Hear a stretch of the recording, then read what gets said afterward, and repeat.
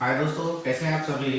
चलिए आज हम लोग जो है अगला टॉपिक के बारे में जानकारी लेने वाले थे। जैसे कि मैंने कल बताया था कि आज हम लोग जो है मौर्य वंश के बारे में जानकारी लेंगे, क्योंकि इसके पहले हम लोगों ने नंद वंश तक की जानकारी ले ली थी। लेकिन बीच में एक और भी टॉपिक्स आता है, उसको जानकारी लेना भी जरूरी पड़ रहा है, क्योंकि जो है भारत पर कुछ विदेशी आक्रमणकारी भी आए थे, आक्रमण किए थे। तो उनसे संबंधित भी जानकारी ले लेना जरूरी है।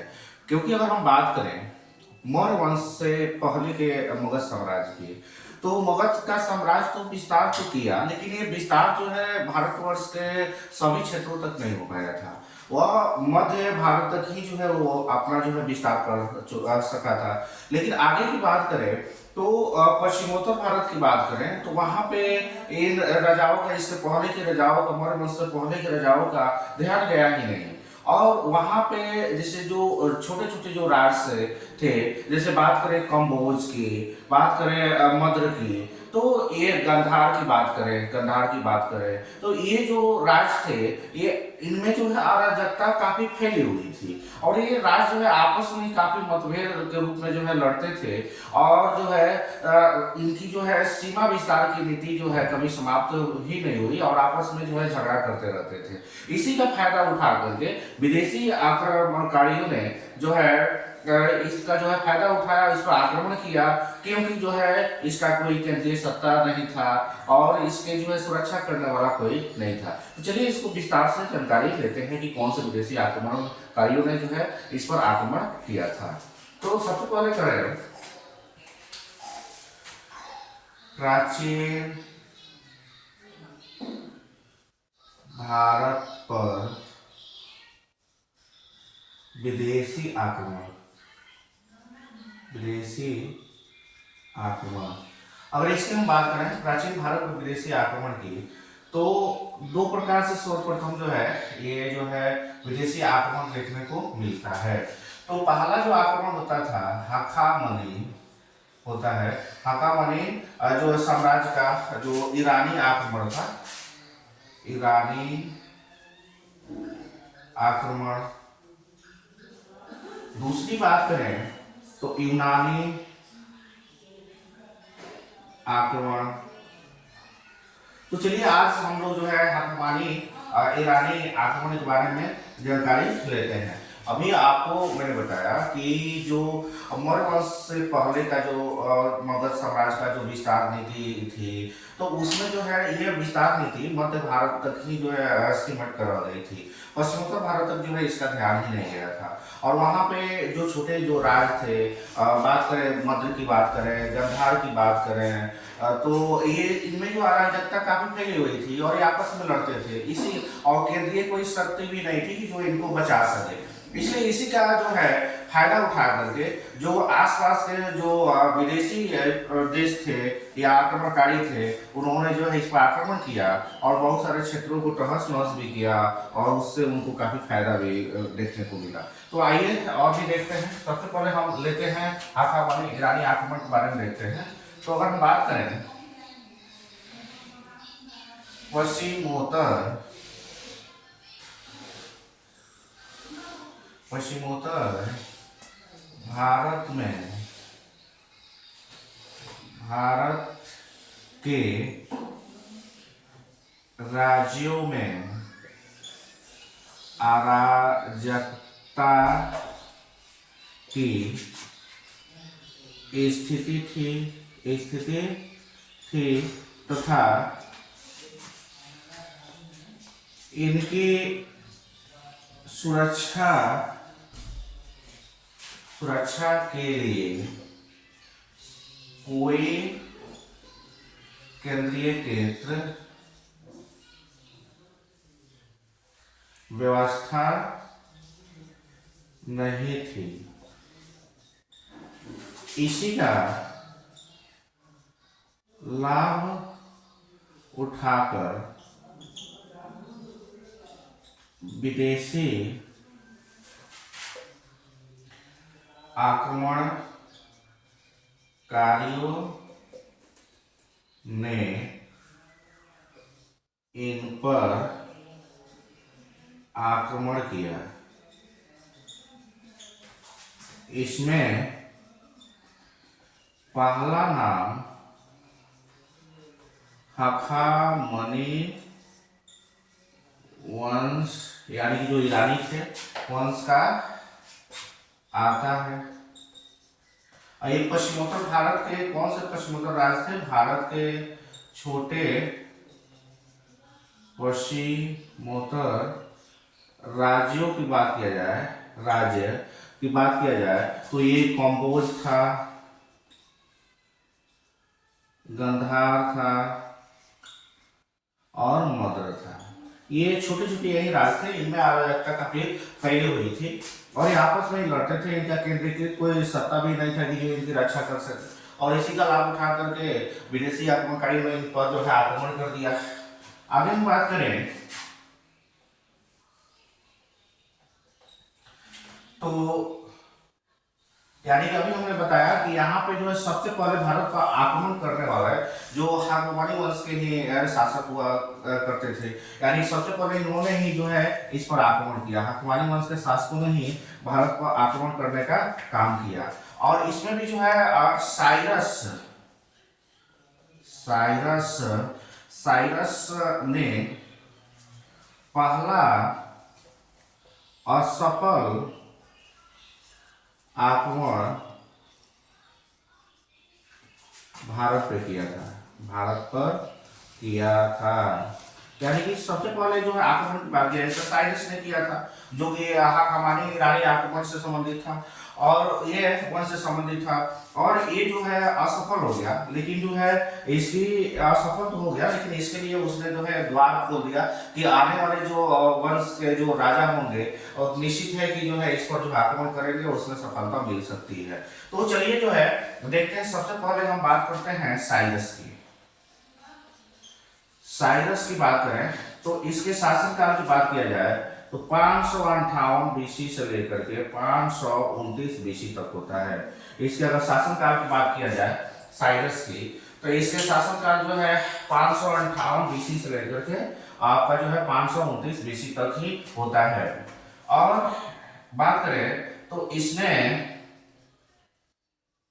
6ठी शताब्दी में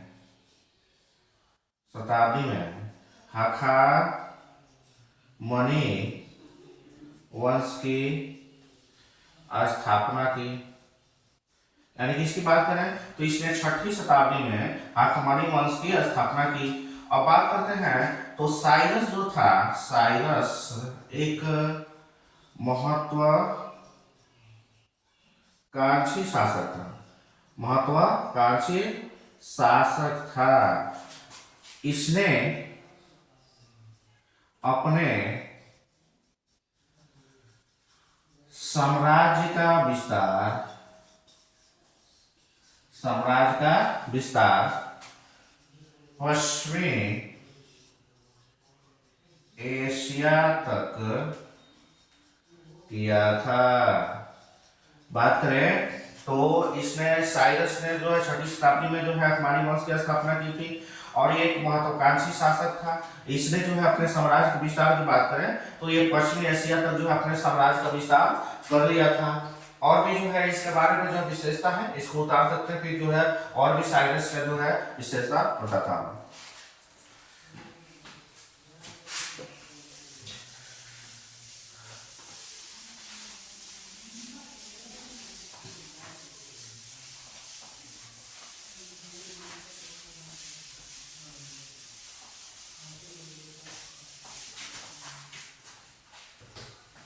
अगली विशेषता की बात किया जाए तो बात करें तो साइरस ने सिंध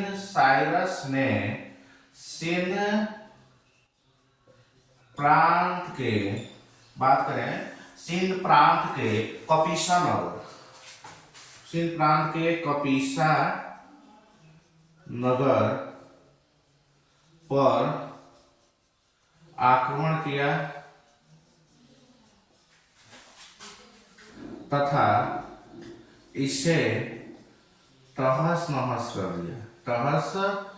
नहस कर दिया।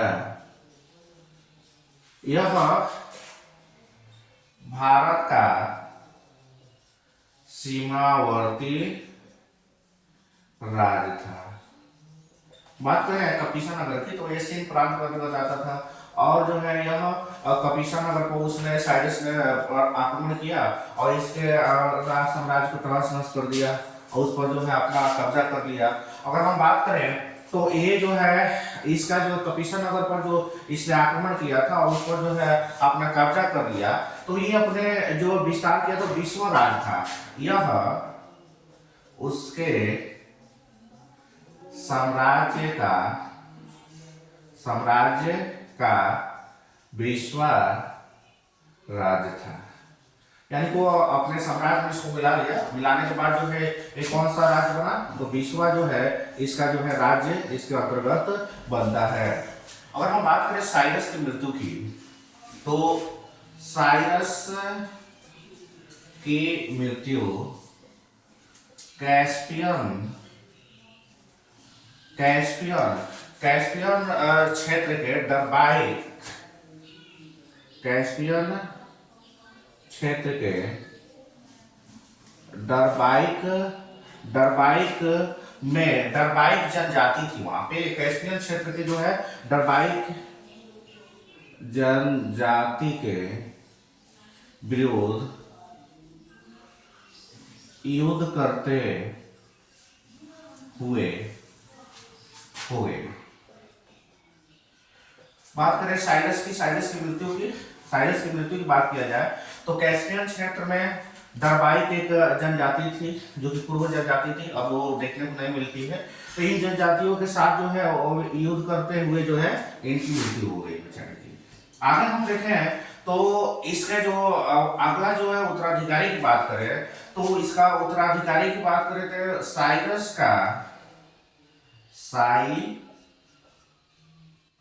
का उत्तराधिकारी कैम्बिसेस था।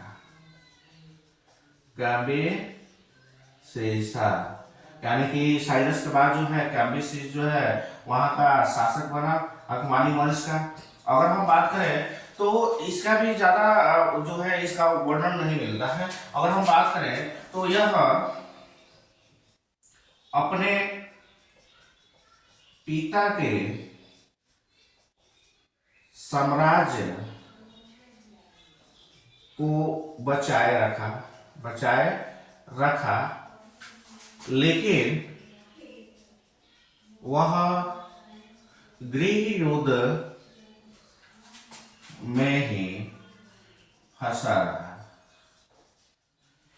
यानी कि अपने भाइयों से युद्ध में ही जो है एक गृह युद्ध में ही जो है कलह की बात करें और अपने में ही जो है इन लोगों की पड़ती नहीं थी, जिसके कारण से ये गृह युद्ध में ही फंसा रह गया और अपना जो है साम्राज्य का विस्तार आगे नहीं कर पाया। लेकिन एक खासियत ये रही कि इन्होंने क्या किया कि अपने पिता के द्वारा जो साम्राज्य बनाया गया था उस साम्राज्य को भी बचाए रखा, यानी कि उसको जाने नहीं दिया अपने हाथ से। आगे हम बात करें तो इसके बाद जो है कैम्बिसेस के बाद जो है दारा का शासन आता है। दारा का इसको उतार सकते हैं, उतार लीजिए। उसके बाद से फिर दारा के बारे में बताते हैं। यानी कैम्बिसेस का उत्तराधिकारी दारा था, दारा के बारे में बताते हैं।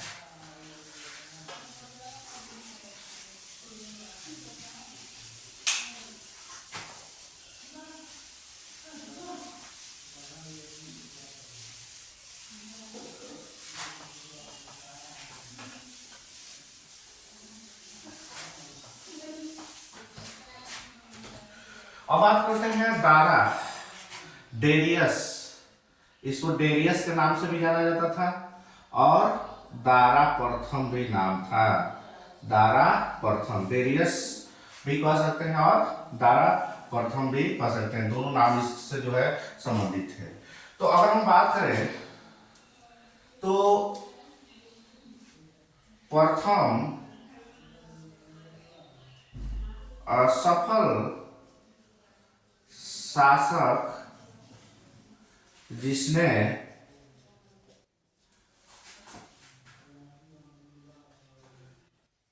भारतीय क्षेत्रों पर विजय प्राप्त किया बात करें तो यह प्रथम ऐसा शासक था मानी वंश के अंतर्गत कि जिसने जो है भारत पर सफलता प्राप्त की थी, इसके क्षेत्रों पर जो है विजय प्राप्त किया था। इसके पहले के जितने भी जो है शासक की बात किया जाए तो वे लोग जो है भारतीय क्षेत्रों पर कब्जा नहीं कर पाए थे, लेकिन दारा प्रथम ऐसा प्रथम शासक था जिसने जो है इस पर विजय प्राप्त किया था। अगर हम बात करें दारा के यूनानी सेनापति कहाँ का था, तो यूनानी सेनापति स्काईलैक्स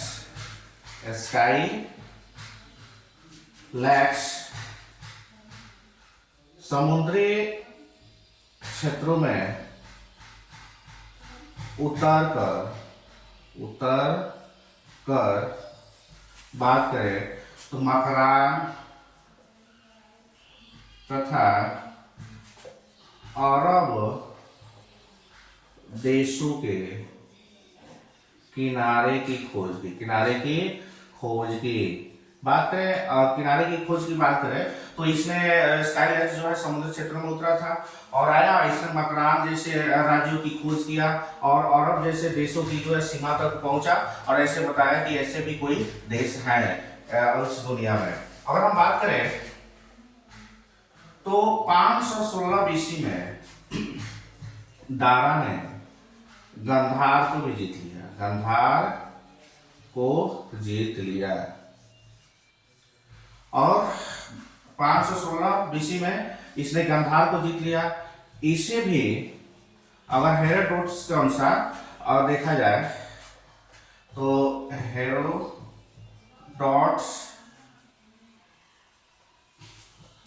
के अनुसार इसे अपने साम्राज्य का बीसवां प्रांत बनाया। यानी कि हेरोडोटस का कहना था कि इससे पहले मैंने अभी बताया था कि कपिसा नगर को भी उसने विश्व प्रांत कर रखा था, लेकिन अभी हेरोडोटस का भी कहना था कि नहीं, ये जो है इसने उसी के अंतर्गत जो है गंधार को भी जीत करके इसने हेरोडोटस अनुसार इसे अपने राज में ला लिया। यानी किसको? गंधार को। यानी गंधार को इसने जीत करके विश्व प्रांत बना लिया था। आगे हम देखेंगे तो दारा के 3 अभिलेख देखने को मिलता है। दारा के 3 अभिलेख देखने को मिलते हैं। अगर हम बात करें दारा के प्रथम अभिलेख की तो वो था जो है बात करें तो बेली स्तूल था। दारा का प्रथम अभिलेख की बात किया जाए तो बेली स्तूल था। दूसरे की बात किया जाए तो पर्सिपोलिस था। यानी कि पहला बेली स्तूल था, दूसरा जो पर्सिपोलिस था और तीसरा की बात किया जाए दारा के जो अभिलेख का तो नक्शे रुस्तम था।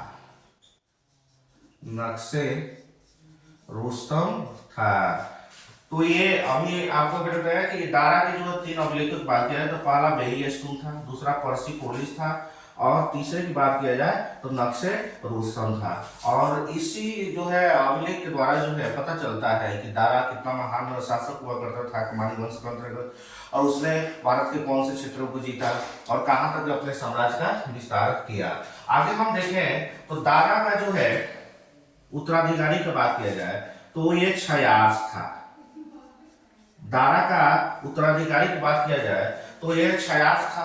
इसको जर्क्सिस भी के नाम से जाना जाता है और इसने भी सबसे पहले क्षयास या जर्क्सिस की बात किया जाए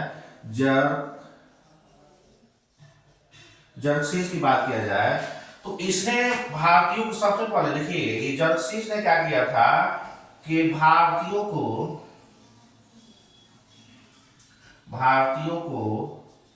सेना में बहाल किया था। भारतीयों को सेना में बहाल किया था। इसी जर्क्सिस ने भारतीयों को क्या किया था जी, सबसे सर्वप्रथम जो है सेना में बहाल करने का काम किया था। इसको उतार दीजिए और आगे इस पर चर्चा करते हैं।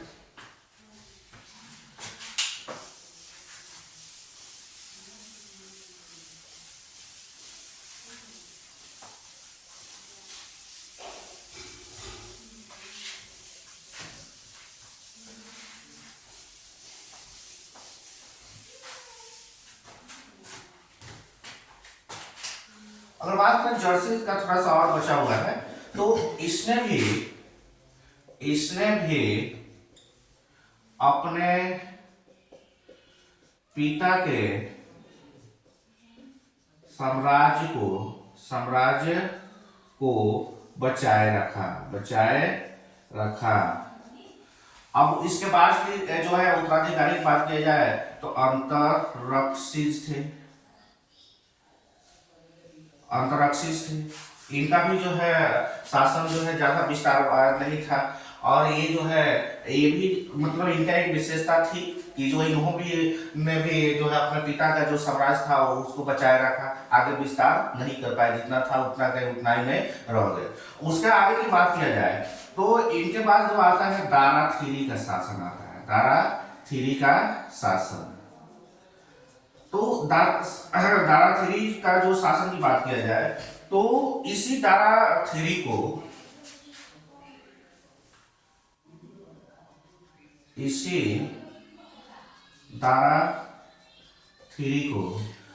कहें गौ बेला की बात किया जाए चाहे और बेला, गौर बेला तथा और बेला को और बेला के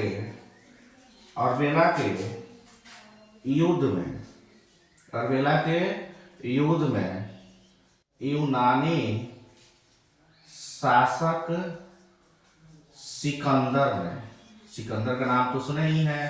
सिकंदर ने 331 बीसी में हराया था। और देखिए इसकी बात करें तो दारा थ्री को जब सिकंदर ने हरा दिया और उसके साम्राज्य पर कब्जा कर लिया, तो उसके बाद से ही जो है हाकमानी वंश जो ईरानी आक्रमण था वो समाप्त हो गया, यानी कि जो हाकमानी वंश ही समाप्त हो गया। उसके बाद से कोई इसका साम्राज्य रहा ही नहीं। आगे हम बात करें कि जो हाकमानी ईरानी जो आक्रमण हुआ तो इसका प्रभाव क्या पड़ा भारत पे। अगर हम बात करें हाकमानी ईरानी आक्रमण जब भारत पर हुआ तो कुछ प्रभाव तो पड़ा होगा। तो इसका प्रभाव की बात करें तो हमको जो है हाकमानी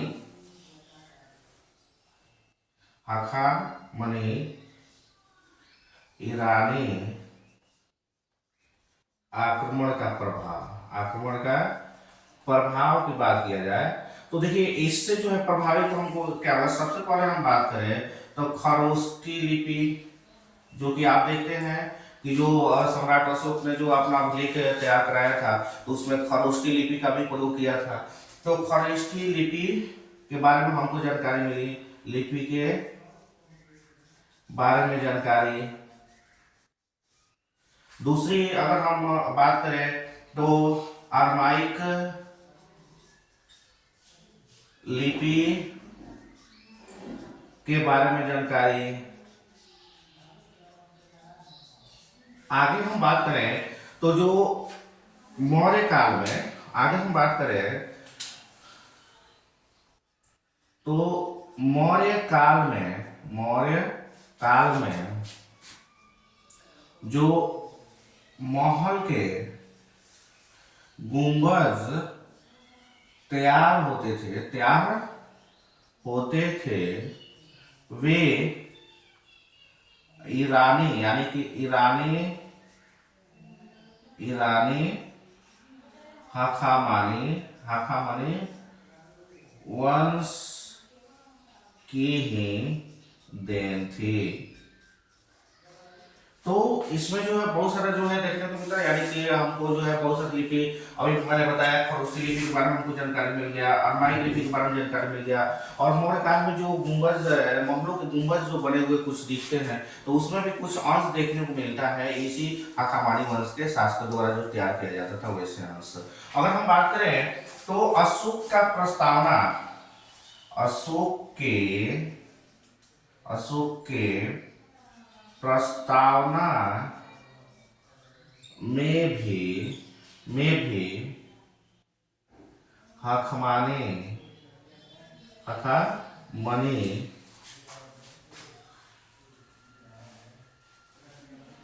साम्राज्य का प्रभाव देखने को मिलता है। यानी बात करें तो अशोक का जो प्रस्तावना था उसमें भी जो है ईरानी हकमानी साम्राज्य के प्रस्ताव में देखने को मिलता है, उसका जो है महत्वपूर्ण योगदान देखने को मिलता है। खैर आज के वीडियो में सिर्फ इतना ही। अगला टॉपिक हम जो है ईरानी आक्रमण को बढ़ाएंगे। तो जो है आपको कैसा वीडियो लगा इसको लाइक करें और शेयर करें, कमेंट्स करें। धन्यवाद, थैंक यू।